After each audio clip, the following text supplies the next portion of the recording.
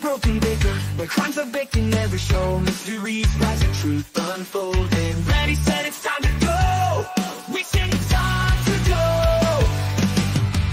Listen to this battering news, mixing stories, solving the lies. In this kitchen, secrets are broken, with a spark in our eyes. In the broken baker's kitchen, the secrets crumble like sunrise. We'll sift the blues to find the news, with a spark in our eyes. The broken rise, broken rise.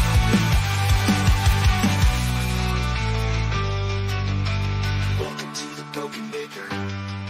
Get ready, let's go.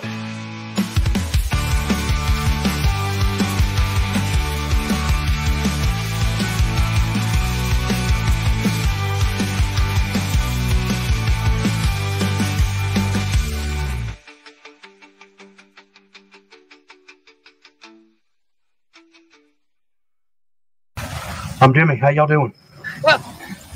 The most important people in this case that everybody seems to have forgotten in this room is the jury. So we're going to take a 15-minute break and both sides take a pregnant pause and think about the jury.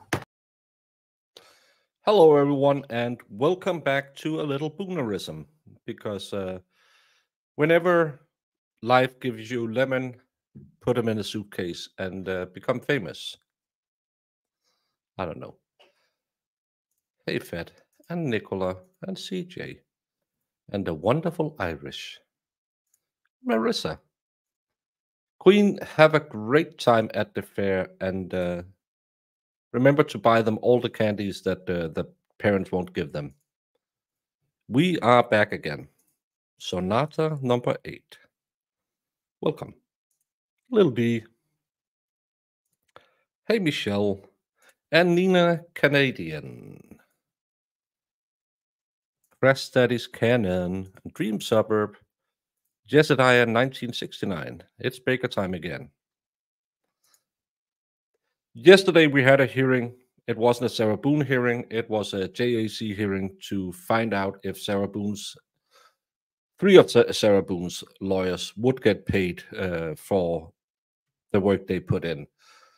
The JAC had filed a motion that they should share $15K, and now they are in court to figure out how much they're being paid. It's not that interesting on the face of it, but let's say we learn a little bit about how it is working with the wonderful Mrs. Boone. Well, Miss Boone. Well, yeah, I am back, Carla. Back again. And when this is done, oh, I have to remember to grift. We will go over the motion to suppress, also filed by her defense attorney. Jess have made a Miranda rights analysis because they have filed Miranda rights violation, and that's why they wanted her interview to be suppressed. So I will rely on Jess's homework, and the rest I will make up. Remember, I don't know anything about the law. I just play a YouTuber. I always miss you, Beth. Hey, Becca. And Joe Biffle. Squabby. It's Valhalla's birthday today, yes. Janine Snoodledoo. That's a cool name. And Sue Watcher. Yeah, long time no see. But let's just jump into it, because my daughter recommended me a TV show I should watch, which looks kind of interesting. A Danish show. The One Who Kills is the name. It's on Prime. I don't know if it's on Prime in the US, but it's in Denmark. Hey, Kitty the Florida cat mom.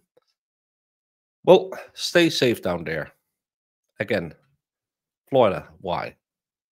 But don't go back and watch it if you're squeamish, because we had the coroner tell us in details how badly he mauled the body. Chadwick, you love sourdough? I had sourdough pizza yesterday. Yes, the show is in Danish, but I'm pretty sure that most of you can read, and they have subtitles. But you can also just learn Danish. Yeah, I just, while I was eating, I watched the first 20 minutes or something. Something about there's 3 seasons, but the first season is about a girl who'd been missing for half a year, and then they find out it's connected to a 10-year-old case. And no spoilers. I have to see it. Wendy, hello. Yes. No, actually, some people are saying they can understand it because I talk slow. So, yeah. And Pernilla, you watched it. No spoilers, please. Yeah, it wasn't good, and I pulled down when they show pictures. We saw a little bit of a scalp wound. I was thinking, yeah, I could have shown that it wasn't that bad. Kind of looked like John O'Keefe's scalp wound. But then they showed the punctured heart and the lungs and the liver, and I almost spewed my lunch.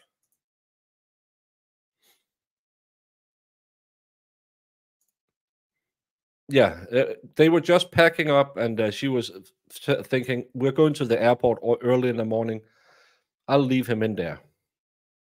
That's what happened. Hey, Ginger. But let's see what we can learn about Sarah. 2020 CF 2603, State of Florida versus Srah Boone. Mr. Lake, you're here on behalf of JAC. I am, Your Honor. All right, and Ms. Cashman, you're here on as one of the attorneys on the case. I am, Your Honor. I'm assuming that, like the last attorney, I will be permitted to stay seated because of the microphone issue. Thank you. Although I do recognize you're probably like me, it's hard to argue while you're seated. It's a very unnatural feel. Who else is here on Ms. Boone's case? Frank Bankiewicz on behalf of Mr. Boone. Judge, I believe I said in my motion attorney number 7, but I think I was actually attorney number 6 on the case, and had the case the longest of the 3 of us that are appearing before the court now. All right, thank you. And Mr. Hobson, you were court appointed to Ms. Boone at some point during her saga as well? Yes, Your Honor. After Mr. Bankiewicz withdrew, I was appointed. All right.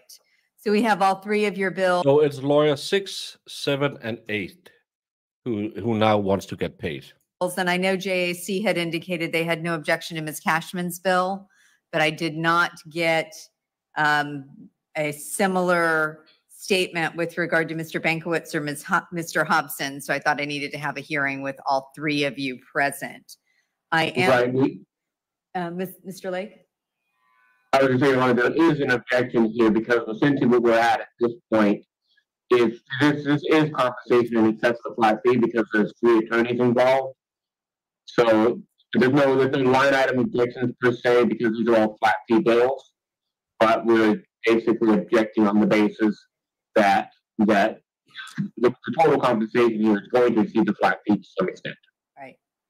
And I will tell you that I am very familiar with Ms. Boone's case because she has gone through many attorneys and has, according to Judge Kranick's order, sabotaged those relationships. And accordingly, attorneys needed to withdraw and new attorneys were appointed. And I do recognize that a lot of work was done for Ms. Boone. So we will start with Mr. Bankiewicz, then move to Mr. Hobson, and then to Ms. Cashman. Thank you, Your Honor. Basically, I had the case for a little over a year. I had 175 hours in the case, including actual 45 hours at the jail with the defendant. When I received the case, I got a box of crazy information, I'll put it that way. And it was an entire file box, and it took weeks to go through it, categorize it, and kind of figure out what was going on in the case at that point in time. She originally had a privately retained attorney, and I basically received his case and his file because Yeah, I don't know what's wrong with the courts in Florida, but the JAC always sounds like Starscreen is just about to attack, and the Zoom call is really bad too. But he got crazy files in a box. Yes, the box had the crazy information, but yes, he spent 45 hours with Miss Boone at the jail, and she filed letters complaining that he never saw her. all of the other court-appointed attorneys before me, I believe, had waived any attorney's fees, and because they did basically nothing on the case. The three of us did a lot of work in the case. As I said, I put in 175 hours, and even at the $75 an hour compensation, we're looking at $14,000. Spent a lot of time with Ms. Boone and a lot of time on the case. So I'm requesting a flat fee in this case. All right, thank you, Ms. No, this is purely JAC that has to testify about, they are objecting because they had a flat fee of a total of $15,000 for attorneys for Ms. Boone. But every one of these three attorneys have requested the full amount of money. And JAC said they had no problem with Ms. Cashman's, and I believe that was for $15,000. And now the other two have to plead why they believe they should have more than the going rate. Mr. Hobson. Good. That will leave me 3.5 minutes to get a cigarette and get dressed again. Good morning, Your Honor. Good morning, everyone. Your Honor, I got the case from Mr. Bankowitz, and I got the same information. The information Mr. Bankowitz just recited that he had and reviewed, and in addition, of course, his information on top of all of that. I spent some time with the defendant at the jail. I spent a tremendous amount of time with the investigator reviewing the case, talking about discovery, experts, and so forth. I spent a tremendous amount of time with a proposed expert, Dr. Linda DeRay, that it turns out the defendant didn't like her. So they had an expert and the defendant didn't like her. Thought she'd be great. We talked for dozens of hours, almost daily, extensive periods of time, coming up with theory of defense or theories of defense. In fact, you combine the information from the expert divorce attorney that was privately involved and took the case to right up to the edge for trial, and then had to back out. So I had that information, those boxes or box of information Mr. Bankowitz talked about. I had those. I had to go through those. I gave all that material to Ms. Cashman, plus my information on top of that.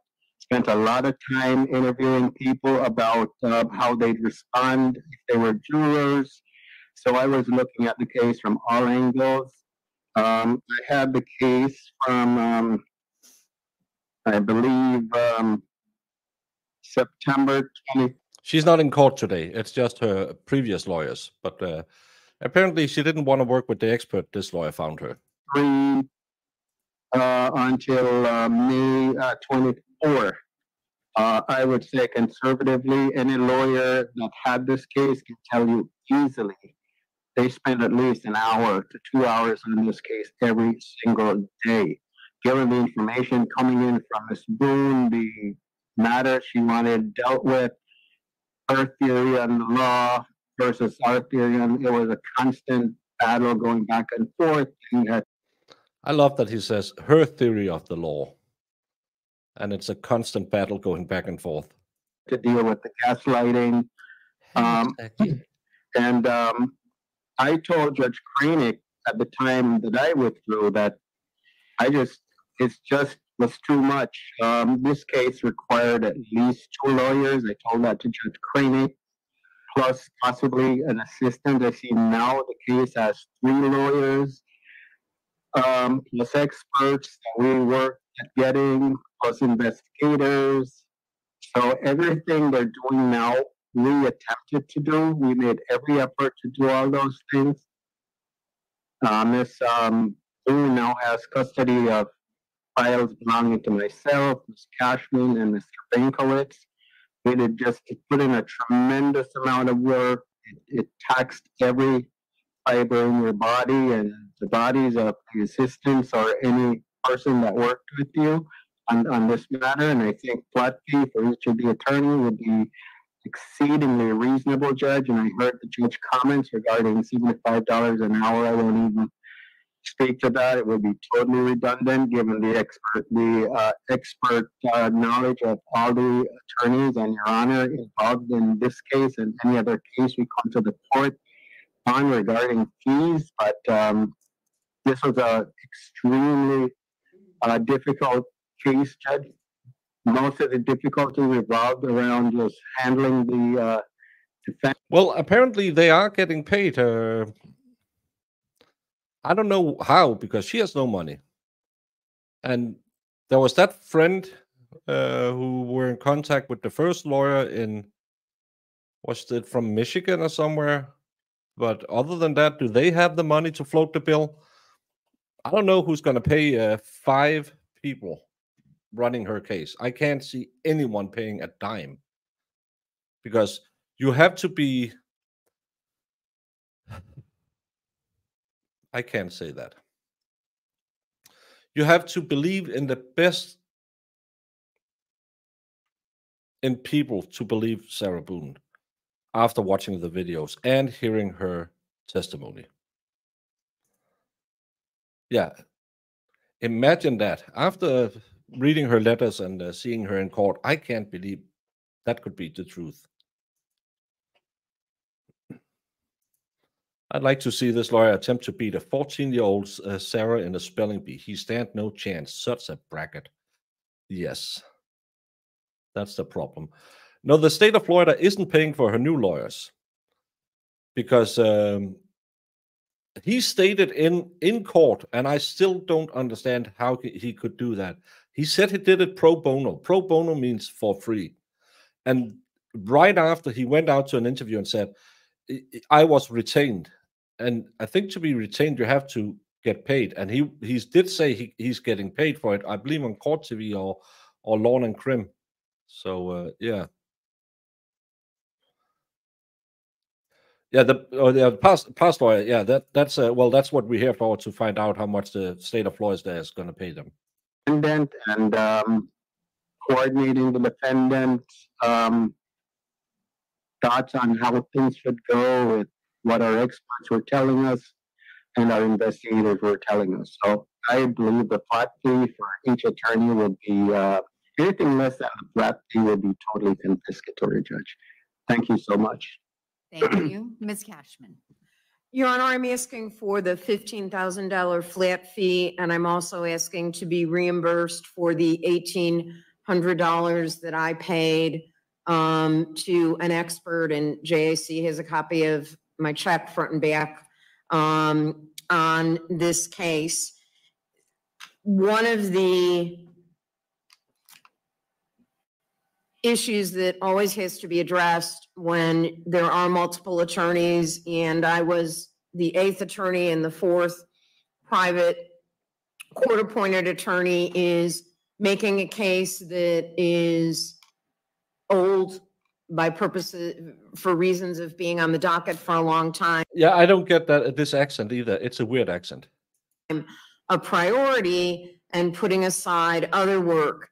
One of the unusual things about Ms. Boone's case was when I did withdraw for ethical reasons, the court found that she had forfeited her right to an attorney. She is charged by information with second-degree murder. There was an unusual amount of media attention on this case. The facts are she's accused of putting her boyfriend in a suitcase. He later dies. There is a video of this that went viral. because the video went viral, because of coverage by Court TV, News Nation, Fox, the local channels, the Sentinel, and websites such as Know Your Lawyer, Legal Bites, and Bruce Rivers, you have. Can I just interject? Peter Tragos has a very big online following. Legal Bites has a big following also. I don't know who Bruce Rivers is. I can never get that right. But if you can get Legal Bites and you can get Bruce Rivers, you should be able to get Lawyer You Know, not Know Your Lawyer. As the king grifter, I will grift on behalf of the Lawyer You Know. He doesn't deserve this. I think this lawyer should have done her homework. It's not fair to treat him in this way. And it's not Legal Bites, it's Legal Bites. Yeah. She didn't even mention. I never make the list. I don't make the list in the Karen Reed case. I don't make the list in the Sandra Birchmore case. I don't do it in Srah Boone cases. I'm not a big enough grifter. Well, she has 250,000. I'd like 250,000.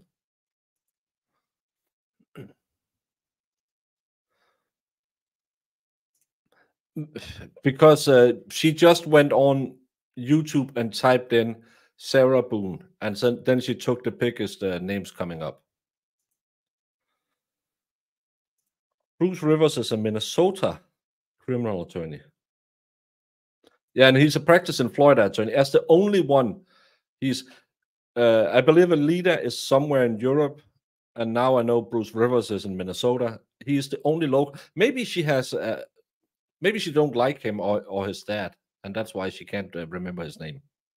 So that's how it is. Bruce Rivers and his son Michael entertaining Bruce's grandma's stories. I don't know it. So Had to review not just the banker box. Legal Bites just had a baby. Of discovery and work done by the previous attorneys, but stay up to date with what potential jurors were viewing if they were watching it on the internet. There was a lot of correspondence between the defendant and the court. Obviously, I had to review all that. The most recent piece of correspondence when I was Ms. Boone's counsel was the 58-page letter that she wrote. And again, all these letters are published, they're analyzed. I, like previous counsel, spent an inordinate amount of time with Ms. Boone. I spent over 20 hours during my period of time that I was representing her. No, everyone has their own audience. I don't deserve anything. I am glad for everyone. And the beauty about YouTube, we don't have to watch everyone. And I don't know all the names either. There's a lot of people being brought up and say, hey, you should talk to this and this. I don't know who it is. But everyone likes someone, and everyone doesn't like someone else. I, for one, am not a fan of a YouTuber. It's one of the law tubers by.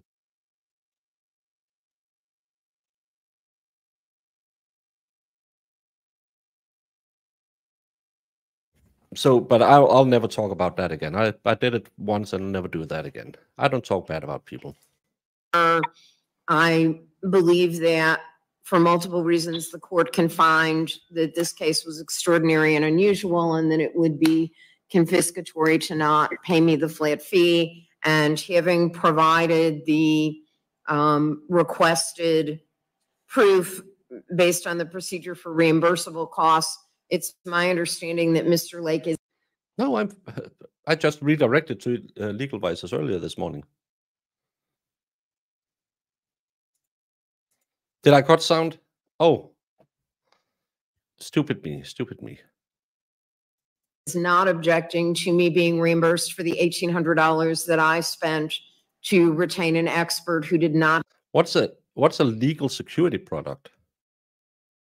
have a contract with JAC. Thank you, Mr. Lake. Yes, Your Honor, just briefly.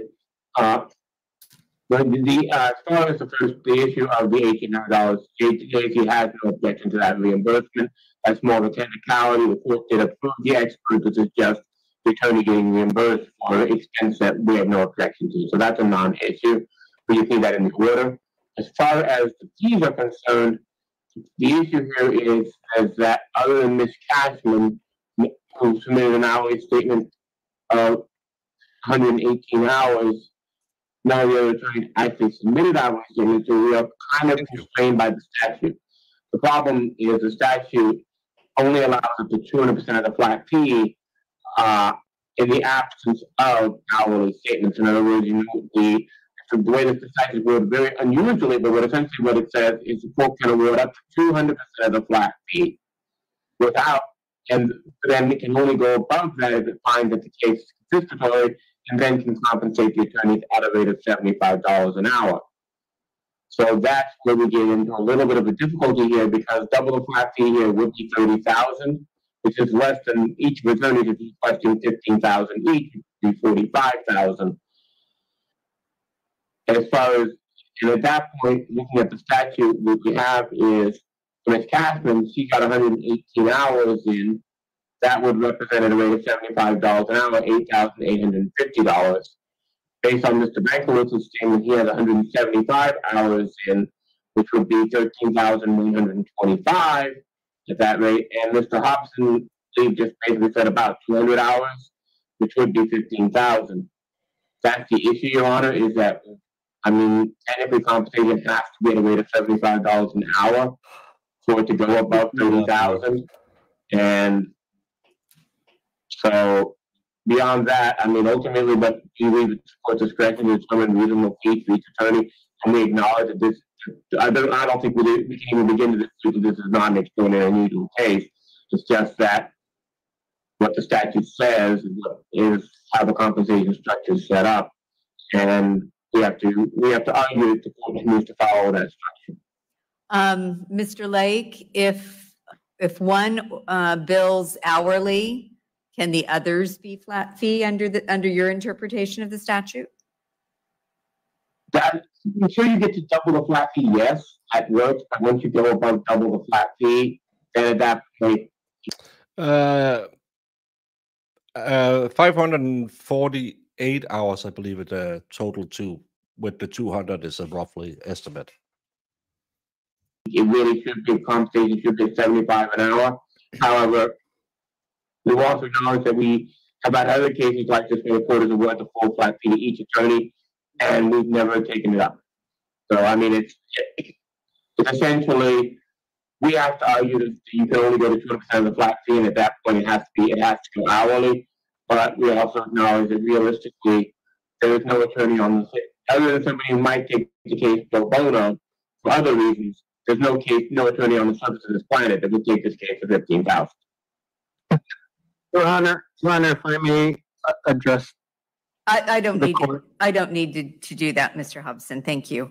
Yes. I am going to award the $15,000 flat fee to Mr. Bankwitz and Ms. Cashman, and a $15,000 hourly fee to Mr. Hobson. Ms. Cashman will be reimbursed her $1,800 in costs. I will issue an order to that if on each of these cases. You've sent me orders electronically, and I will e-sign them. I've got it here, and e-file them in just a moment. So what we learned from this is Srah Boone was impossible to work with, and the good citizens in the state of Florida just became $46,800 poor. Imagine how much this case has cost already. I'm talking about cost already because there's a little, they alluded to it in the last hearing where they wanted the evidence thrown out from the body cam and the her interview at the police station, they were talking a lot about the standardized Miranda card. So I thought, let's read that too before we go to bed. Hey, Greedy Bloke and Bob Bergman. That's about 14 weeks worth of work if you calculate at 40 hours a week. Yeah, that's probably pretty accurate. But this is the defendant's motion to suppress defendant's statement at OCSO. That's the police station. And the first part is just the summation of the case, that she's charged with single count of second-degree unaliving from the February 24th, 2020, called 911 in response to finding her boyfriend, Jorge Torres, deceased. Deputy Kayla Rodriguez at the Orange County Sheriff's Office arrived at the scene with her body cam activated. Deputy Rodriguez spoke with the defendant and realized unaliving had occurred. Deputy Rodriguez advised her supervisors and secured the scene. Sometimes later, homicide investigators Chelsea Connolly, aka Chelsea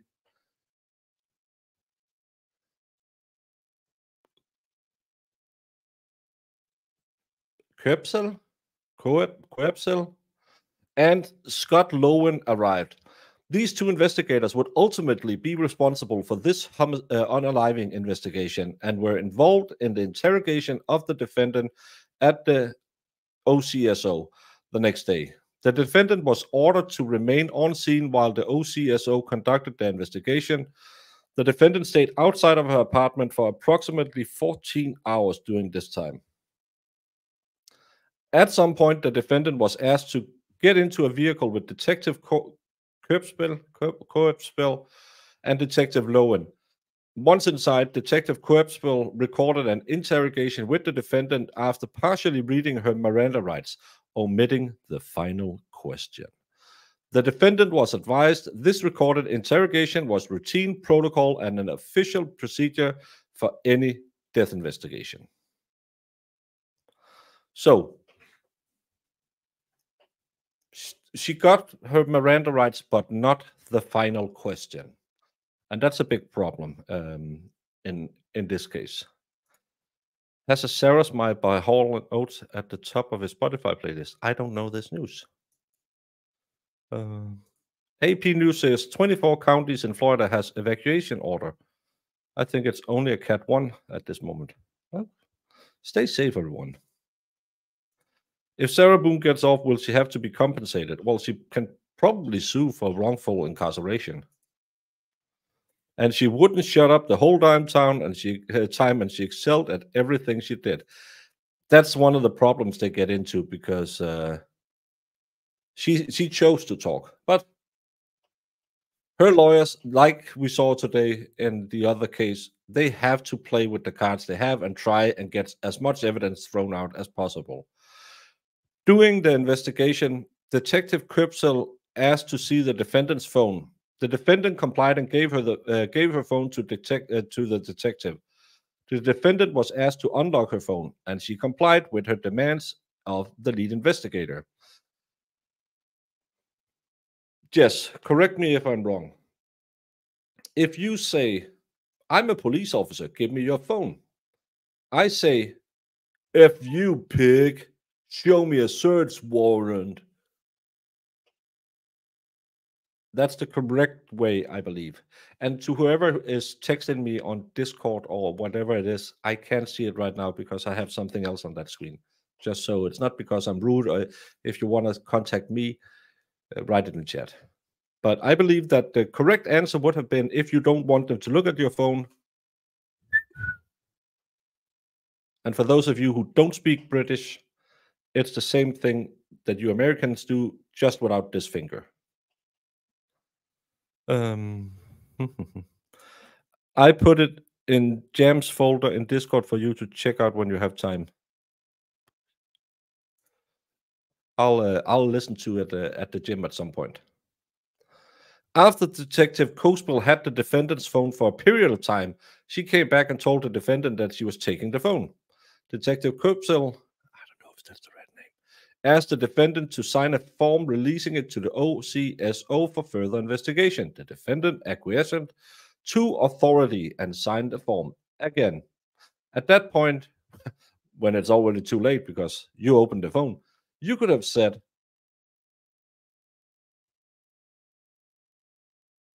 give me a search warrant. You wouldn't phrase it that way. Well, I don't speak legalese. Well, normally you don't send it on Discord. That's my Snapchat you sent that to. The defendant was told that one of the detectives would return her phone to the defendant at her apartment in Winter Park the following afternoon. Later that evening, the defendant moved to her ex-husband's home, Brian Y., for the night. Using her ex-husband's phone, the defendant called lead detective Chelsea Copsall to express her concern that Detective Copsall was not being truthful about law enforcement motives as it related to the defendant. The defendant told detectives she believed they were trying to trick her. Again, Jess, as my legal consultant, if I am a suspect in a case and I have a feeling trickery is afoot,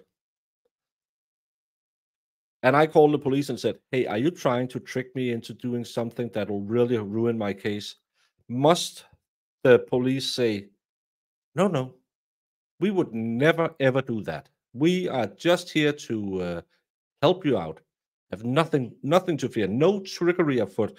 Or if they are trying to do it, say, Sarah, you little rascal, you caught us. We were trying to trick you. Oh. But sorry, we won't do it again. They're going to try and argue it was coercive, but I don't see how it would be. No, because she voluntarily gave it to them. They didn't say, hey, Sarah, if you give us your phone, we won't look at it, use it against you. Just give it to us. We'll hold it for you. Don't have to worry about it. She signed off on it. She's an idiot. The detective assured the defendant that they were not trying to trick or implicate her, but that the following day the defendant needed to drive to Orange County Sheriff's Office to retrieve her phone. The detective explained that the reason for the change in plans was because she was preggo and not feeling well. That's a little trick, but they are allowed to trick you, because that's one of the things that you learn when you watch all these trials. Remember when Darrell Brooks were being interrogated, and he also all of a sudden found out, oh my effing God, they have everything on me. He also started yelling about being tricked. I see what you're doing. I see what you're doing. So, yeah.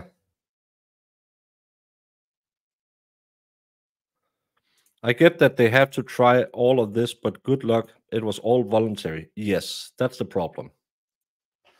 The next day, she arrived at the OCSO to retrieve her phone and had questions about the tragic event. While still under the impression that she was retrieving her phone, Detective Lowen led the defendant upstairs into an interrogation room. A custodial interrogation ensued. Immediately after the interrogation, the defendant was arrested and charged with the offense above. This approximated 2-hour interrogation was recorded. The initial dialogue between Detective Copsall and the defendant, Srah Boone, and I actually found that on the YouTube. So instead of reading it, I thought we could see it, because this will be the big seller in their argument, that they lied to her and withhold her Miranda rights. Remember, didn't read the last sentence on the Miranda card. We'll get back to what that says. But this is the interrogation room. Okay.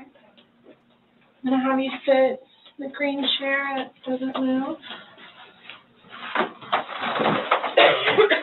back when she was Appreciate you coming LP. in. Yes, ma'am. And I want to ask you about the incident room. We have a moment. Sure. So obviously, he received his autopsy. So I'm going to read you your rights again because we have to talk about that. And since I'm talking about the incident, we just have to do it, just like we did yesterday. Protocol. Just like we did yesterday. Remember I read you the rights, your rights? Yeah, so it's the exact same thing, but since I'm asking you follow-up questions, I need to read them to you, okay? Sure. All right, so. Yes, that would be a really good idea. The second that someone is unalived in your house, instead of saying, I am the smartest person alive, say, I need a lawyer. I don't have any money. I can have a court appointed for me. It's not a problem. She just said, I'm going to read you your rights. You have the right to remain silent. Anything you say may be used against So you have the right to remain silent. Everything you say. you in court. You have the right to talk to a lawyer before and during questioning without charge. If you cannot afford a lawyer and want one can be provided for you before questioning without charge. Has anyone threatened you or promised you anything to get you to talk to me? No. And do you understand what I just read you? Yes. Perfect. Remember that last part. And do you understand what I just read you? She said, yes. Let's get back to what they are complaining about, because they have the same conversation listed in here. And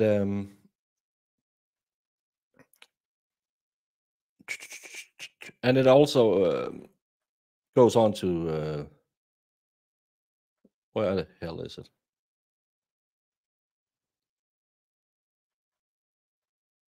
Where is it? Now I lost it.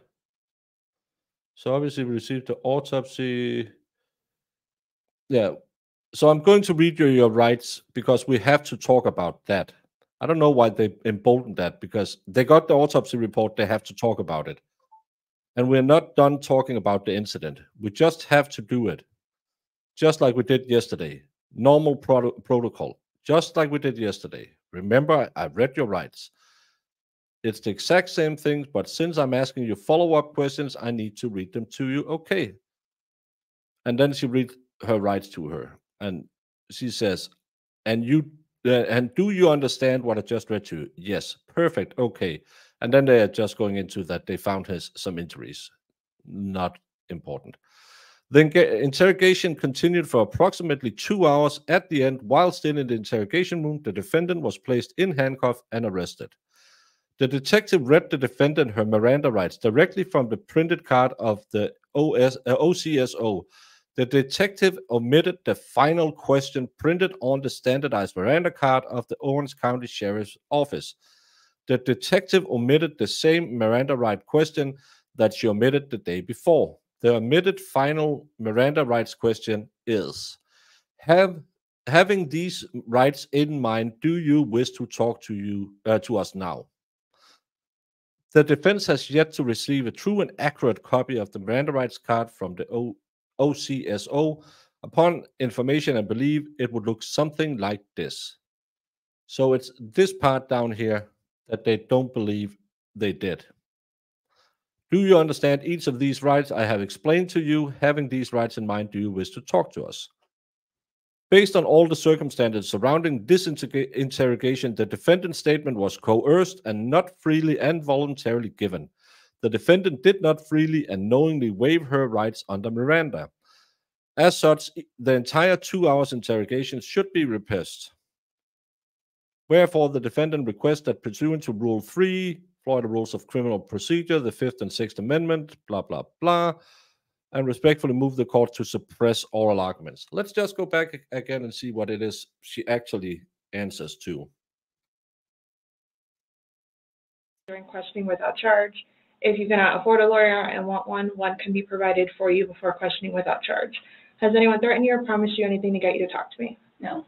And do you understand what I just read you? Yes. Do you understand what I just read you? That is the same thing that they claim she wasn't asked. Because they wanted to be, do you understand each of these rights I just explained to you? She was asked, do you understand what I just read to you? It's the same thing. back to this one. Perfect. Okay. So this morning we went to his charge. Has anyone threatened you or promised you anything to get you to talk to me? No. And do you understand what I just read you? Yes. Perfect. Okay. So The only thing they don't ask her is, are you going to answer questions?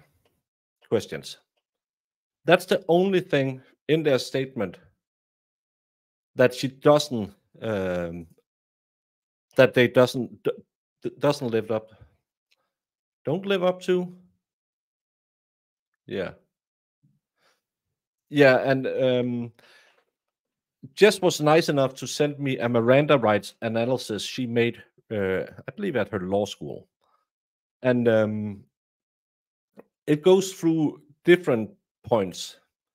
Was the person in police custody? Would a reasonable person in the same situation believe they were free to leave? If yes, then not in custody. If no, then in custody.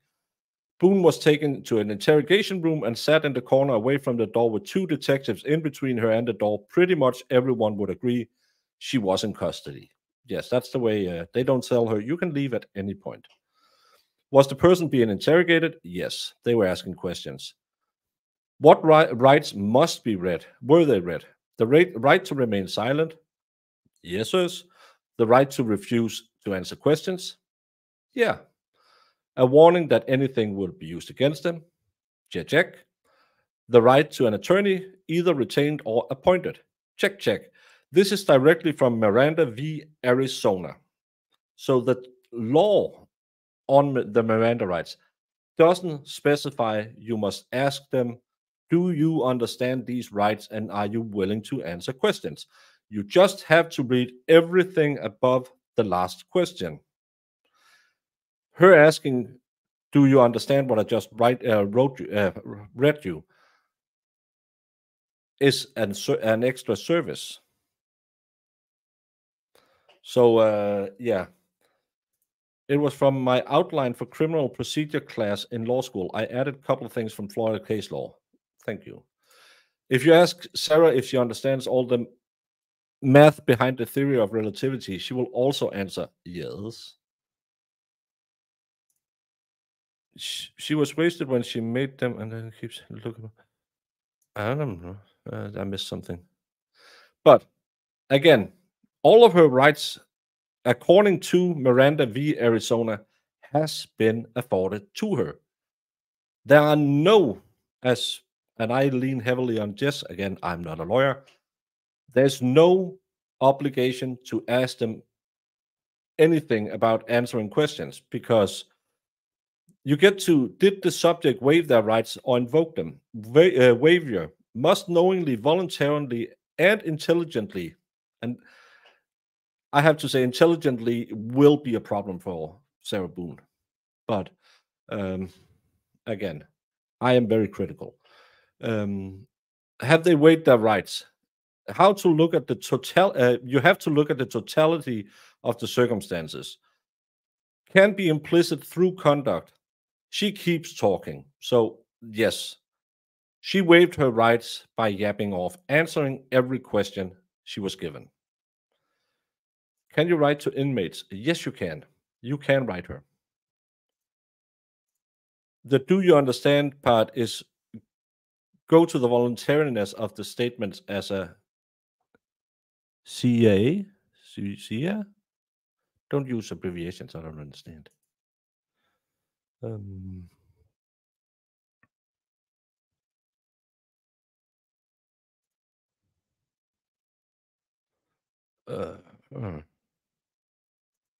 I noticed just now that an action figure on my, yes, it's my little Duke figure. Why didn't Owens reference a case file per the judge's request? You spoiled the ending of this because Jess is. Oh, cover your AAs. Thank you.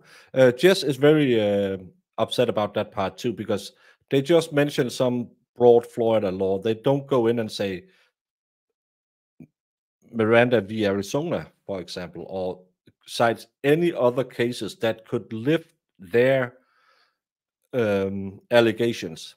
They just say, well, you trust me, bro. This case is supposed to start not next, 2 weeks. 2 weeks. Yeah, so she waived her rights. And Florida case law analysis, Ross v. State 2010, that's the homework Jess have made. Whether the police used improper or deliberate tactics in delaying the administration of the Miranda warnings in order to obtain the initial statement, they didn't. Whether the police minimized or downplayed the significance of the Miranda rights once they were given, that could potentially, according to Jess, be an issue here, because they said it's protocol, but it'll be negated by the fact that Boone had previously been arrested, and it was only said once, not multiple times, or when she asked about it. So again, that could be the little straw you could hang your hat on, but again, most likely they will say, you know how court works, you've been arrested a lot of times, and again, they did inform you of your rights. And the circumstances surrounding both the warned and the unwarned statements, including the completeness and detail of the questions and answer in the first round of interrogation, the overlapping content of the two statements, the timing and setting of the first and second interrogations, the continuity of police personnel, and the degree to which the interrogators' questions treated the second round as continuously with the first. Likely won't be an issue here, since they gave her the warnings both times they questioned her. Boone was read her rights, asked if she understood them, answered yes, then still answered questions. And I expect the state to quote the following. In sum, a suspect who has received and understood the Miranda warnings and has not invoked his Miranda rights waives the right to remain silent by making an uncoerced statement to the police. Tompkins did not invoke his right to remain silent and stop the questioning. Understanding his right in full, he waived his right to remain silent by making a voluntary statement to the police. The police, moreover, were not required to obtain a waiver of Tompkins' right to remain silent before interrogating him. Berghus v. Tompkins, 560 U.S. 370, 210. And I don't know how much time Jess has spent on this. I bet you it's not 3 lawyers and 2 paralegals' time she spent on preparing this little pamphlet for me. So, again, I saw the reason why I wanted to cover this today is I saw some people on the YouTubes today, on the Twitch thread today, started talking about, well, this is a really good motion. They're going to throw out her interviews because they cheated her. And I'm thinking, girl, you ever watched the trial before? You know how the Miranda rights work. There ain't no magic in court. It's stupid.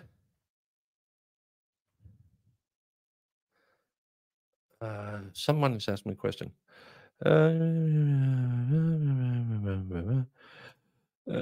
Well, when I find some time, clearly in Dutch court, we need some list for Baker, cover UAL, log. Yeah, you need all of that, and I'll forget them. Gives you time to get your plane tickets, Baker, so you can be in our court reporter. Yes. I just have to figure out how to pay for it all. Then I would fly to Florida, and I could guest spot on all the other channels, and Marissa could run this one. And the lawyers are still asking for more time. Sure, that's not happening. I don't know what they're going to ask for more time. They claim they had a new witness. That witness will corroborate that Srah Boone told him it was an accident. It was not intentional. He's not going to testify that she had said, I was just protecting myself. That's what they claimed he would say.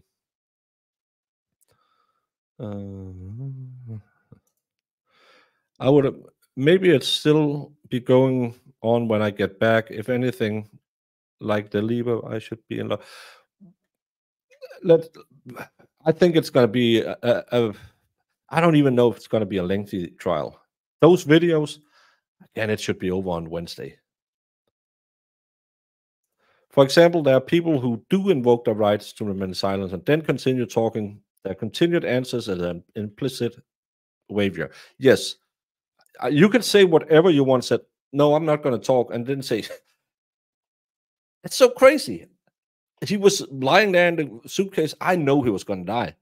I just left him in there, but drunk old me, I filled myself because I'm such a stoop. So, and I went up to bed because 3 bottles of wine, mama needs a little nap.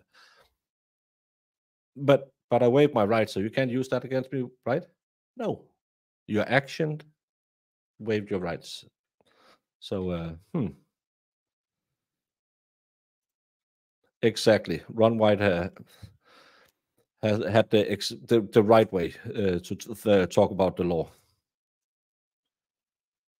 Maybe like 30 minutes to pull the Florida specific stuff and making sure I didn't do anything weird. Yeah, but these people will claim again. It's 3 lawyers. One of them with 100 cases, and they couldn't even put simple case law in place. Every trial I have when we go to court, they will mention at least 2 prior rulings, so we know at what level the sentencing should land on if we find people guilty. How have they? It's because they are lazy and they just did the work. It doesn't matter. Just hide in a suitcase. I should do that. Who in the what now?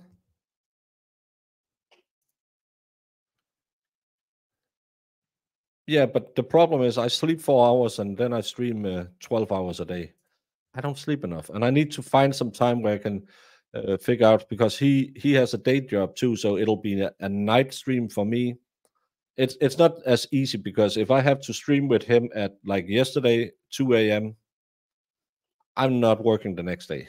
So I have to. I would love to talk to him again, but I would like to have a good time with him and spend at least. I hope he could give me 2 hours to talk about the differences in the court system. But I like him. Sometimes I'm looking and I'm thinking, what's going on, Pom's Noisette? She literally watched him on alive, then videotaped it and talked to him, then went to bed. Yes. And they're going to play all of that. They want that out of the case. It's not going to get out of the case. She voluntarily gave them the phone. And her ploy, and I'm thinking her entire deal about, I want the physical phone so I can find evidence to prove the battered spouse. That is such BS. She thinks she can get in there, delete the videos, and she'll be home free. That I'm still thinking that's what she's going on about. I don't understand it. Who is the new state's witness? It's someone who used to work at, like a caretaker or running that rental unit they were at. And so far, all I've seen him say is, yeah, he's gonna say they were fighting all the time. There was always noise over there. But she had told him that it was an accident and it wasn't intentional. She never told him he was beating at me, so I made him get into the suitcase and left him in there to die. And that's another thing on the Twitch thread, when people are claiming she can both accidentally have killed him while self-defending. That's not how self-defense work in the eyes of the law. The moment he's no longer a threat to you, either by being incapacitated, which he was when he was stuck in a suitcase, or being taken away from the premises or leaving the premises, you can't go after him and unalive him. So your self-defense claim goes away the second you no longer has a clear and imminent danger, as far as I understand the law. Ashley Benefield said he was coming at me. She was found guilty. Is Srah Boone going to go with, oh, he used to use me as a pinata? Then the state is going to say, but you were arrested on this time. You were arrested at this time. Jorge was arrested here with injuries you made to him. Oh, by the way, we have video of you saying that you kicked him. You can't, as I always say, you can't be a little bit pregnant. If you're going for self-defense, you must be in fear of your life right now. I know there's maybe one, maybe two cases where a year-long abuse have gone on, and then she just takes up the pew and because he finally fell asleep on the couch, and now she just unalived him. But he has been removed from the house multiple times, and she invites him back. She knows she can get rid of him because she have multiple times have him removed from the house by the police. All of her testimony up until now in the interrogation, 2 hours of talking about, but we had such a good day.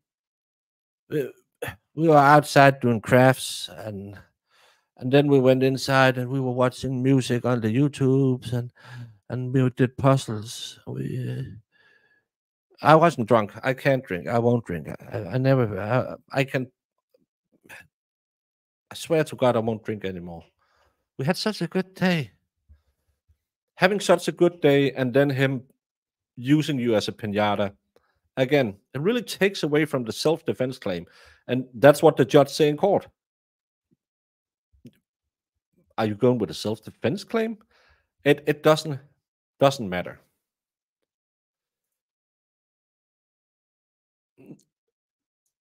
This morning we went to. That's, I don't know why I want to do this.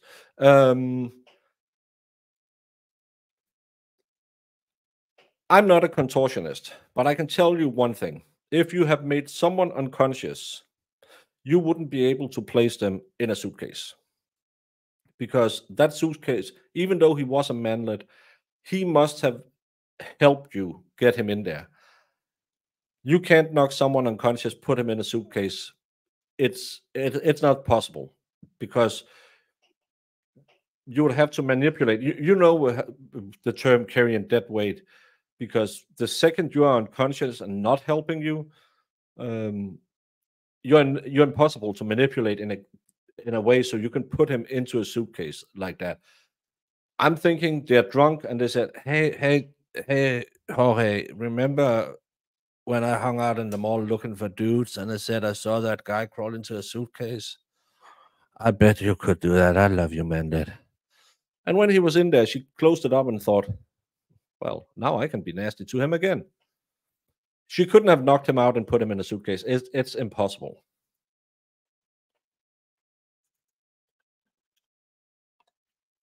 Deborah, yeah, she has surprised us more than... so, yeah. If she thought he could get out of the suitcase, then she wasn't fearful of him. If I was afraid, I would have left after he was in the suitcase. Exactly. And again, in the interrogation video, she said, I left 2 fingers for him, open for him to open the suitcase. It kind of goes away the entire... I was so afraid I had to lock him in the suitcase and fall asleep. Yeah, you need to be a willing enterer of suitcases if you are going to get in there. Did it start when he was already... Yes, there are 2 videos. Between those 2 videos, the suitcase had been flipped over. And go look at it on your own volition. It's probably going to be played in court. His voice and her cackling is some of the most haunting things you can... It's something you would expect out of a horror movie, but it's real life. It's really, really nasty to hear how she's just cackling and... That's what you get for choking me. That's what you get for cheating. This is how it feels when you cheat on me. Yes, but a lot of those people who have been disposed in suitcases will have broken tendons or bones. So you don't get him in there without exerting a massive amount of force. Most likely, when people end up in suitcases, at least the big tendons around the knee will be broken, because even if you try and put your calf to your thigh, it's really hard, because the older we get, the tighter those sinews get. But you will have to, and again, you have to manipulate a body, and a body that's not helping you weighs twice as much, and you will have to. It's like building a Kia in a dark room. Impossible. Yeah, and if you're so afraid of him, you probably wouldn't go up and fall asleep. It's so it's such a ridiculous thing. Yeah, it's very disturbing, because you can just hear the fear in his voice. But they're gonna see it. Teresa, everything in this case is alcohol. Just whatever you go by, just think, oh, because she was drunk. Even though she don't drink, I can't drink, I won't drink. So it's just gonna be crazy. But I just don't understand. I know the grift. I am a grifter. But that Sarah is innocent grift, how amazingly stupid must you be to believe she didn't mean to unalive him, because she actually she was self-defending. It's I really don't understand. But again, it's a good grift. It's like yellow cottage cheese. No matter what the Karen Reed case showed, he was a staunch defender that Karen Reed did it, that he was hit by a car. No evidence shows that, you pillock. Yeah, most likely she was blackout drunk and forgot everything. That's what I'm thinking. Yeah, and it's easier to snap the legs. Yeah, she was so drunk she forgot she made it. Exactly. Yeah, Toblerone, I like them, but why do those folk make their chocolate so judgy in shape? Because it looks like a Mont Blanc. You can go to Samet and you can actually see the spot where they took the picture. That's the Mont Blanc on the Toblerone thing. She didn't get him. She didn't get him in. He must have voluntarily. That's what it.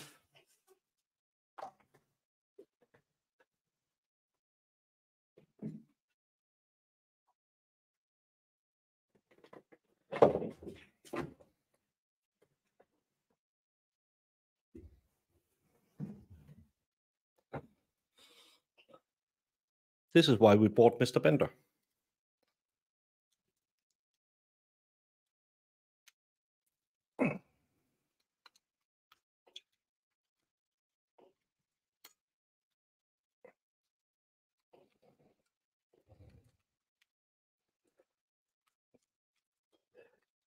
No matter how big the suitcase is, he must have been somewhat in some kind of position like this. If those people who claim, well, he was unconscious and she stuffed him in there. You can't do that with a body. You can't. You would have to have this leg up and hold it in some way. Then this leg up. You can't do it without him doing it. I'm thinking they were drunk, and they thought it would be fun. He crawled into a suitcase, and when he got in there, they were probably laughing to begin with. You don't have that on video, probably, and then she just turned evil. We saw in the police interview or the body cam video we had how her mood was swinging all the time. It was yeah, he is in a fetal position, but he must have crawled in there in a fetal position. And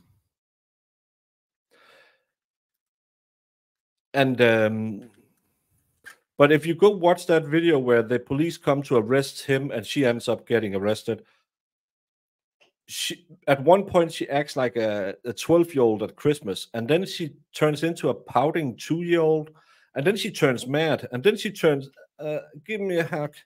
Come on, give me a hug. I need a hug. She has massive mood swings, and we can see that in the letters she writes to the judge as well, because she's crazy. She's absolutely crazy. Danny T, yes, you are mean. Both of them are crazy. Yes, both of them, and they have multiple DV charges against each other. The crazy thing is, as you see in a lot of addicts, they return to their home the day after. Because even though it's the worst way to live your life, that's what they know. And both of them are bad people. And she was probably going to end up in a ditch somewhere if she hadn't gotten him first. So yeah. But again, you could do those. As I said, I had a friend who could crawl into the laundry machines at the apartment complex I used to live at, and that was kind of a thing that she, just to show she could do it, because we had those bigger sized laundry machines. But imagine she's voluntarily crawling in there, and then you shut the door. The shutting of the door is illegal if you then let her stay in there. Him crawling in there, them having fun, and I don't know, didn't she say it was that suitcase was going for Goodwill, and they're probably egging each other on, saying, I bet you I can still crawl into a suitcase. You should find Jorge. I bet you cannot. And then my personal belief, and I have no other than what we've seen, is they were having fun. They are actually having fun. And then she just turned angry when she had the opportunity to do it. She turned mean. She wanted to punish him for something, because she said, that's what it feels like when you cheat on me. I think she just turned mean. And she just left him there, said, F you, I'm going to bed. Probably not wanting to unalive him. That's why it's not first degree. It's only second degree. But still, she wanted to punish him. And she isn't smart enough to know that if you are stuck in the fetal position and your body can't expand, you can't exchange the CO2 in your blood. And because you are enclosed in a suitcase, even though a suitcase isn't airtight, it'll still hold some of the CO2 back, so you keep inhaling CO2, putting CO2 into your bloodstream. And when the CO2 level builds up, you're not here anymore. But that doesn't happen in 5 seconds. It's the same thing when people back in the day, you can't do it with electric cars, took a garden hose and put it in the front window of the car. It's the same thing that happened to him. You just keep getting CO2 inside. You won't feel it like drowning or stuff like that. You'll just fall asleep, because all of a sudden you don't have any oxygen in you. You just have carbon dioxide. So that's my thinking. I'm thinking she was in it at some point that night, and he let her out, and probably she got him in there. I don't think she could get in there. I don't know. But again, no way this is self-defense, and no way that she didn't intentionally leave him in there. Yeah. Again, it doesn't matter if maybe they were in there at the same time at some point. Doesn't matter. The thing is, the thing that will get her in prison is 2 videos of her clearly enjoying a man begging for her life, his life, in the most horrific way I have heard. So yeah. Yes, that's because you don't have oxygen, so your brain just shuts down. It'll go down and take care of your basic principles, and then you just fall asleep. It's the same dying of cold. Most times you hear people, they just, I'm just going to lie down, I'm so tired, and they're dead because your body just shuts down. So yeah, she has the making of a contortionist, but I don't think she has the limbitude. But her skinny elky legs. Imagine seeing them sticking out of a couch, not a couch, well, also on a couch. Sarah, you know what I mean. But out of a suitcase, that's all you could see of her. Ooh. Now I feel like you ladies did yesterday with Cop Daddy. No way she would be the one in the suitcase. She was dominant over him. The base aspect of their sexual relationship is what it appeared. Again, we know she had violent tendencies because they're going to call her husband. He's going to testify. Yeah, she also beat on me. So yeah.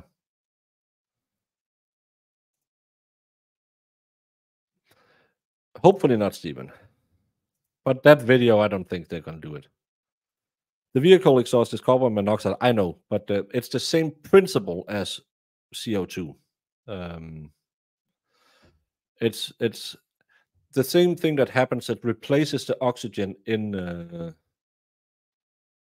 Isn't it? Yeah. Or is it only the carbon monoxide that can get in, not the carbon dioxide? I haven't had physics in a year. I'm 27 years old. It's but a couple of days since I left school. Have you seen her straddle a bush, drinking out of the spigot outside of her house? Alkylex, you make me think of having smecks. In the short, so very short, you showed me what I wanted. Oh.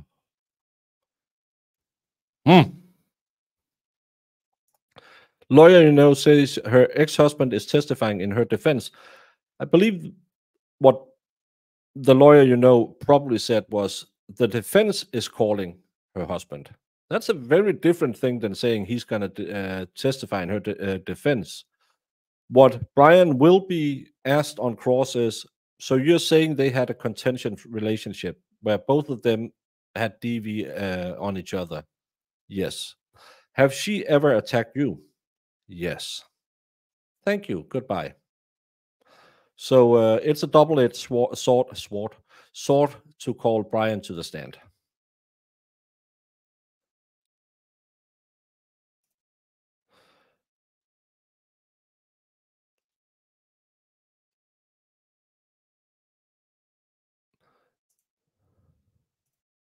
Jen, the heart wants what the heart wants.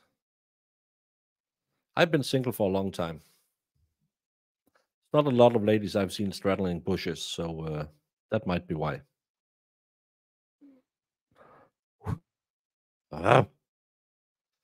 We all get turned on by a gal with no calves and a spare tire, especially in those short shorts. If she had a butt, we could probably see bits of it. Who broke you? Emily D. Baker. The only thing she gave me was my last name. That's a joke the expert makes.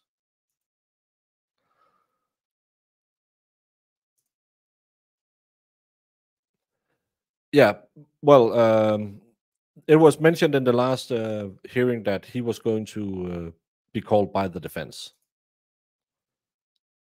Don't forget your homework assignment to watch Sarah Smile. It'll be your new couple song. I'll do it tomorrow at the gym.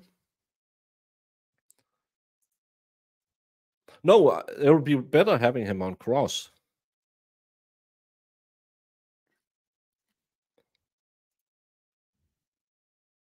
We are learning a lot about gases. Yeah, CO2 is the waste gas. That's one of those but that's what your lungs do. It brings in oxygens and drives it through your body and throws it out with a bit of carbon on it. You still don't know my first name. It's Baker. No, it's broken. Thank you, Teresa. Well, I don't know. I don't give away my first name online. I've been doxxed multiple times.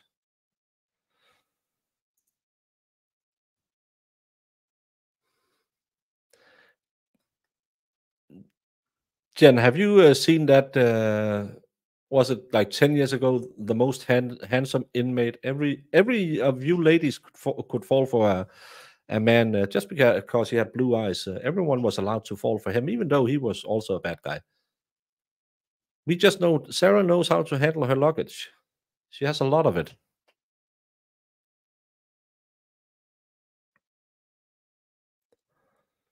So I don't know. No, I haven't seen any good bush straddling since I've been on my Taco Bell trade. That's the problem. Yeah, Jen will be up all night thinking, why? What's wrong with these people?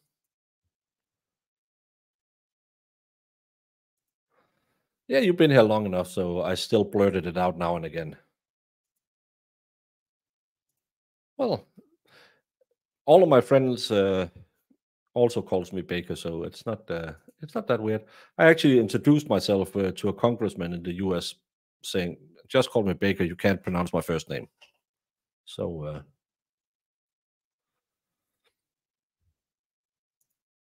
do not let anyone straddle a bush after Taco Bell. On that life lessons, I think I will end the show for tonight. Get some sleep today.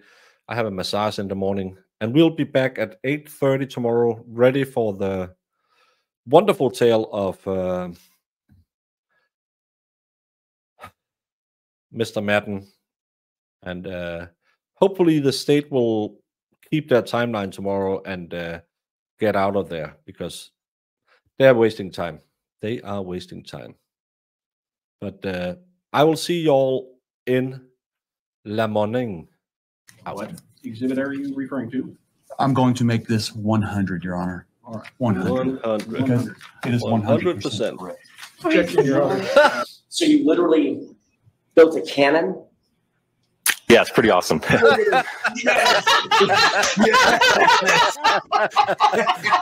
All right, I'm in love. Go back. Please do that again. Oh, that was the cutest thing I've ever seen. While I'm waiting for this, did you, whether it's true or not, believe that Mr. Randolph had slept with your wife? I wouldn't have cared. You wouldn't have cared? No. Did you believe he had slept with your wife? No. Did you believe he slept with your mother-in-law? Probably did. Everybody has.